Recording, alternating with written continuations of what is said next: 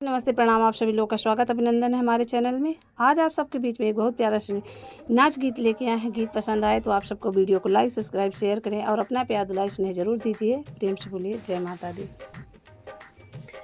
नए पायल के चाल चलबो कैसे पिया जाब विदेशवा रहबो कैसे पिया जाब विदेशवा रहबो कैसे। नए पायल के चाले चलबो कैसे पिया जाब विदेशवा रहबो कैसे। हमका तो छोड़ गया ससुरों की आशा, हमका तो छोड़ गया ससुर की आशा, ससुरानी के ताना सहबो कैसे पिया जाब विदेशवा रहबो कैसे पिया विदेशवा रहबो कैसे। नए पायल के चाले हो, नए पायल के चाले चलबो कैसे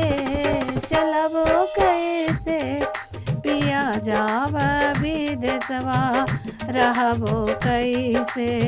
हमका तो छोड़ गया जेठ जी की आशा, हमका तो छोड़ गया जेठ जी की आशा, जेठी रानी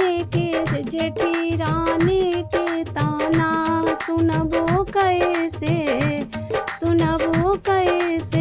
पिया जाब विदेशवा रहबो कैसे पिया जाब विदेशवा रहबो कैसे। नए पायल के चाले चलबो कैसे पिया जाब विदेशवा रहबो कैसे।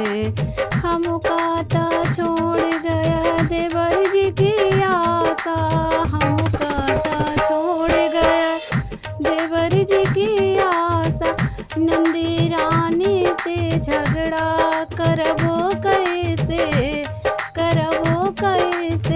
पिया जाब